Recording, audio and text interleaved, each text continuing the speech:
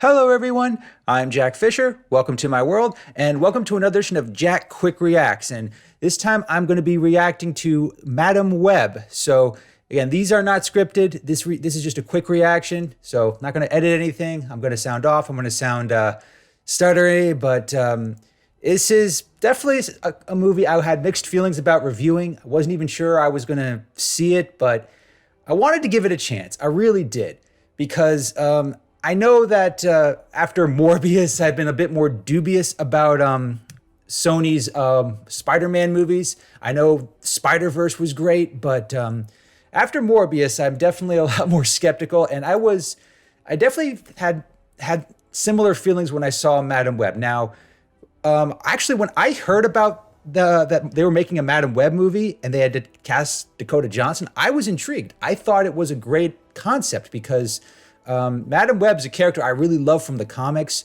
She's always had some mystery around her, and we really haven't, at least for the Cassandra Webb version, which is kind of what this movie covers, we don't really know a whole lot about her. And this movie kind of, is telling a story that the comics have never told. Now, granted, it's really not a story that I don't think most people it doesn't really need to be told, and it doesn't really seem to flesh much out that is necessary to the Spider-Man mythos, but I liked the concept. I was definitely willing to give this a chance, even if I did feel like my expectations were lowered because of Morbius. So I always try to avoid reviews and avoid fan reaction. But even before this movie came out, the buzz about it was not particularly good. Even Dakota Johnson kind of started trashing the movie before it even came out. But despite that, I wanted to see it. I wanted to check it out. And after seeing it, after taking some time to just process it, I gotta say, I'll start off by saying this movie is better than Morbius. I thought it was more well done. I thought it had better casting than Morbius, but that's really the most I could say about it in terms of the good. The fact that it's not as bad as Morbius is not really a glowing endorsement, but yeah, Madam Web is going to be one of those movies that it's going to be forgettable for the right reasons, but bashed for the wrong reasons. Because this is a movie that it had a good concept, it had the good framework for a story, but the story itself was lacking in substance and depth. Now, in terms of the actual the overarching plot, it does, like I said, it follows the life of Cassandra Webb, or Cassie as she's often called. And now Cassandra Webb from the comics, she's kind of like the OG Madam Web. She's always been sort of this mysterious, mystical. She's part of the more mystical aspect of Spider-Man's stories. There's always been sort of this mystical mythos that none of the Sony or Marvel movies have really covered. So it does kind of tries to break some new ground, but what it does, the way it kind of tries to flesh out Cassandra Webb, it's I won't say it's bad, but it's not great either. The way the movie starts, we actually it doesn't follow Cassandra, it follows her mother, like, because Cassandra's part of this story. It really did happen before she was born. Her mother was in Peru researching spiders because she had heard stories about there's this rare species of spider with a venom that has unique medical properties, and there are also these weird stories about spider people hopping through the woods and having all these superhuman abilities, which are all too familiar. But that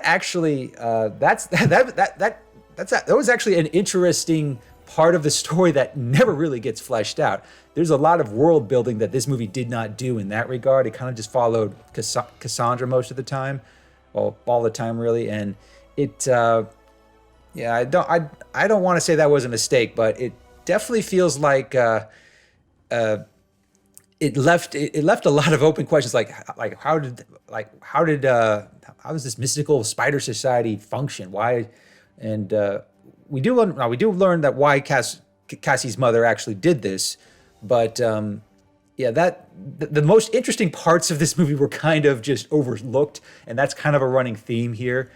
But the big turning point is Cassie's mother does eventually find exactly what she's looking for, and at the time she is visibly pregnant with Cassandra. But before she can really do anything with the spider and the medical properties, she's betrayed by Ezekiel Sims. Now, people who've read Spider-Man comics know that name, Ezekiel Sims. He's a colorful character in the comics with a pretty complicated history.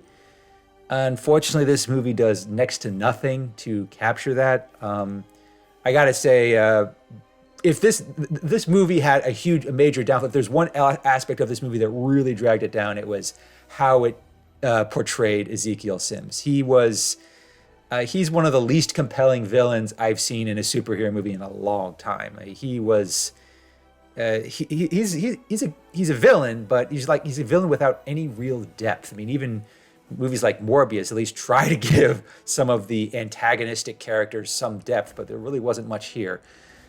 All you need to know about Sims is he wanted that spider and its powers and its abilities for himself. So he kills Cassandra's mother while she's still pregnant, no less, to take the spider. And kind of everything after that, it kind of gets a little messy. Like, that's another running theme you'll see in this movie. It gets really messy for a lot of areas. There are some parts of it that are pretty concise and well done, but for the most part, things just it feels like a lot of there was probably some stuff cut from this movie that would have made it more concise. And I really would be interested to see what they cut, because it feels like this movie was missing a lot. That, or some parts of it were totally rewritten, but it did. I will say though, it did at least keep things on track, at least with respect to Cassandra, because it does after her mother dies, but she as an infant survives. So flash forward to 2003 is actually when this movie takes place, and we meet a young Cassandra. She's a paramedic. She doesn't appear to have any powers at first, but there are some familiar ties to the Spider-Man mythos. Her partner is Ben Parker, Peter Parker's uncle, but at the time he's not an uncle yet. His sister-in-law is actually pregnant with Peter, although they never say his name. And she's at first she's kind of it's weird that her portrayal as the quote unquote normal life she has it's weird in that it does not really seem to ground her that much. And when she starts manifesting these abilities, which is like her clairvoyance, her ability to see the future, it's kind of messy. I won't say it lacks sort of like the visuals you'd see in a movie like Multiverse of Madness, or it even kind of lacks the subtlety you would see in a movie like Groundhog Day. And it is hard to follow at times, but all I really need to know is that when Cassandra starts, having these weird visions of the future, she starts. It kind of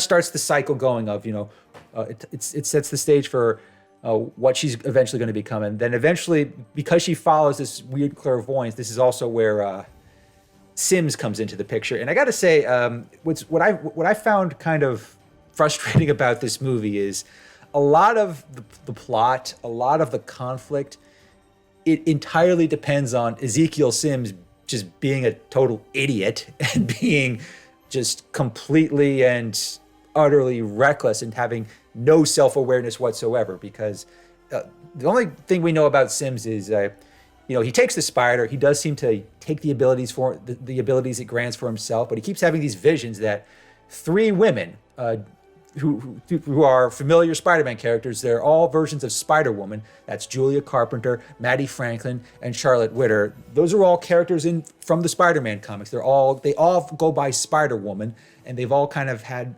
their own style. That they're part of the larger Spider-Verse. But it really is kind of it's messy in that the only reason the three of them get roped into this story is because Sims has visions that the three of them are eventually going to kill him, and he tries to prevent that, and by preventing it, he basically guarantees it. Like, he basically it's because of his own stupidity that these three women cross paths with Cassandra, and pretty much the whole rest of the movie is them staying on the run from him while he tries everything in his power to take them all out.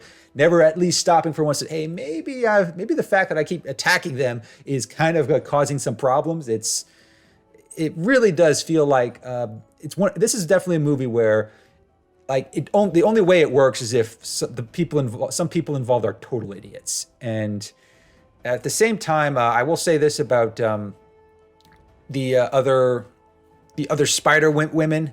Um, they I won't say that they're I think the casting was good, but their personalities and their backstories, I don't think they were fleshed out particularly well. I mean, it's another thing where it feels really contrived and that they just happen to all be in situations where, they can't rely on their parents. Some of them don't even have, their parents aren't even in the picture. They all kind of, they conveniently are need to rely on Cassandra in order to survive Ezekiel Sims' attacks. And they all do get a chance to play a part. Now they are teenagers, so they do kind of screw up at times. They are a bit reckless, and they do kind of they don't listen when they should, which they're teenagers. You kind of are come to expect that. But beyond that, they aren't particularly. I won't say they're bad. They're just not really that compelling. You never get we get these brief glimpses in the future of them being a version of Spider-Woman, but we never find out much more about them in terms of where they are, how they get how the hell they even get their powers, or what kind of role they play. I mean, the only reason they have any ties to Sims and Cassandra Webb is because Sims attacks them. He tries to basically pull a Terminator and take them out before they can kill him, and in turn he basically just turns them into his undoing. It does get pretty predictable, especially towards the end, and the fact that it gets predictable, it kind of also at times it kind of feels like these characters don't have much agency, other than the only reason they are in the situation they're in is because Ezekiel Sims is an idiot, and that's kind of why it's. I won't say it's that why it kind of keeps this movie from being more compelling. I did. But the parts I did like, however, was that it did attempt to, put a more mystical angle into the Spider-Man mythos. It also did make a concerted effort to kind of tie in things like tie in Cassandra with Peter Parker's story. I do think that Adam Scott as Ben Parker, as Peter Parker's uncle or future uncle, I guess, was actually a pretty good casting, and he definitely played a meaningful role in the sense that he helps Cassandra and kind of acts as a confidant when she needs, but it kind of also feels like he could have played a bit big. You kind of wish he could have played a bigger role. You also kind of wish that they could have had a little bit more closer ties to what eventually happened with Peter Parker. But there are some hints at the end. But for the most part, the movie does. It is. If there's one word had to describe it, it's just underwhelming. It's not terrible. I mean, I feel like the way the movie played out in the end was actually more polished than Morbius, which I know isn't saying much. But compared to some of the other underperforming superhero movies, this one it does check some boxes, but it relies so much on having an idiot for a villain, and it relies a lot on being able to see the future, and it kind of it creates this. If there's one thing that Cassandra Webb has often done in the comics, is she has tried to paint a picture that the future and how to navigate it is something that requires guidance. That's kind of what she's always been to Spider-Man and a bunch of other versions of Spider-Man and Spider-Woman. She kind of acts as a guide, and here in this movie, she's not so much a guide as she is just telling them, okay, don't do this, don't do that, otherwise you'll get killed. And it kind of it just feels like it does kind of feel like they have no agency here, that they're all just kind of essentially playing into what the timeline and the plot requires them to do. And so there's not a whole lot of surprises here. There's a lot of conveniences and contrivances in terms of, there just happens to be this warehouse that's full of fireworks. There just, there happens to be a diner real nearby, and Cassandra just happens to be able to fly to Peru on a whim, despite on the salary of a paramedic in New York City. And I mean, I know every superhero movie requires a certain suspension of disbelief, but a lot of things are just, this movie does jump around a bit. It does try to essentially, force certain things in the plot and with the characters that just don't make sense at certain times. But I'm not going to say, again, I won't say that this movie was terrible.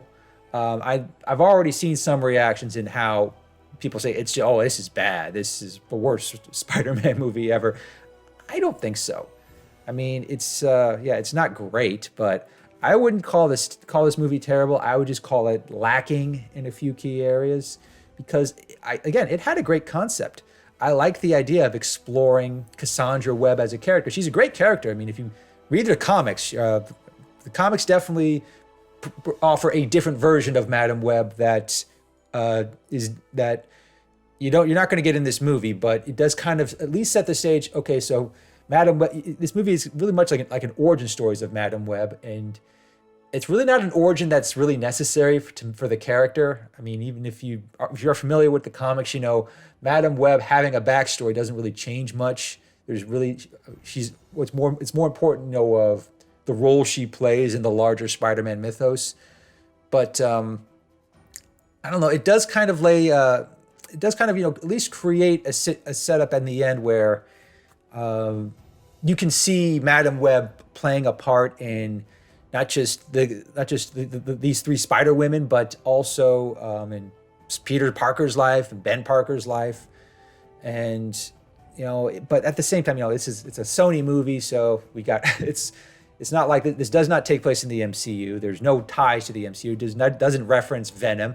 It doesn't reference Morbius. There's no post-credit scene. So, the movie definitely is lacking in terms of connections, and that's kind of a problem because what makes Madam Web work as a character is the fact that she connects to Spider-Man in so many different forms. I mean, she would fit right in into the Spider-Verse, but in this movie, those lack of connections kind of, take away what makes Madam Web a great character overall.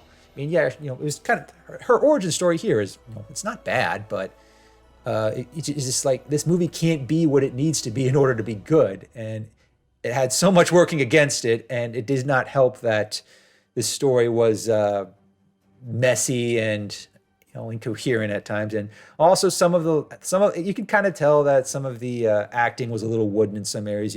I think you could, if you rewatch this movie a number of times, you'll probably be able to say, okay, that was definitely a reshoot. That was definitely something that was rushed. This is one of those movies where you can kind of tell that the production was a little bit messy, even if you're not really keen on those kind of details.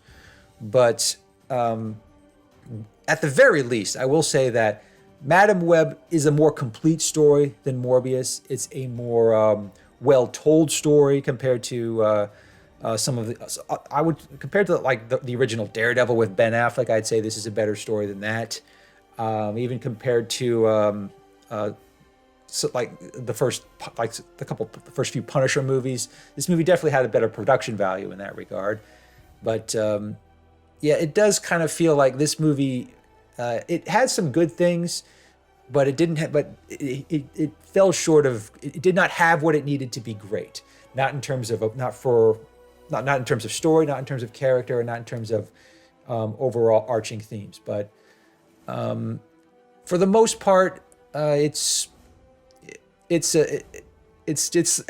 I had to gauge it on a spectrum, it's a mediocre but slightly below. It's a below average movie, but it's not a terrible movie. I wouldn't call it a failure, but it's a movie that probably could have definitely worked better if it was able to tie into other Spider-Man movies or even other Sony movies. So, that would have definitely helped. But for the most part, it's underwhelming. Not awful, just underwhelming. But don't just take my word for it. I still encourage everyone to give this movie a chance, even if you have low expectations. still give it a chance. I think it will. It's one of the. I think it's a movie that will find an audience. I don't know if that audience is probably not going to be the same as Into the Spider-Verse or any of the other MCU movies, but it's an interesting entry into the world of superhero movies. I'm actually glad that Sony would actually take a chance on a movie like this, even if it didn't turn out as well as it could have. But at the very least, we got something unique here. So that's the best I could say about Madam Web. And other than that, I'll just say that it's not going to be on anyone's top 10 list anytime soon, but there are parts of this movie that are worth seeing, and that's probably the best thing I could say about it. So other than that, I guess I'll leave my review here. So thanks everyone. I hope thank you very much for joining me in another edition of Jack Quick Reacts, and thank you for joining me in my world. And until next time, everyone, take care and stay safe.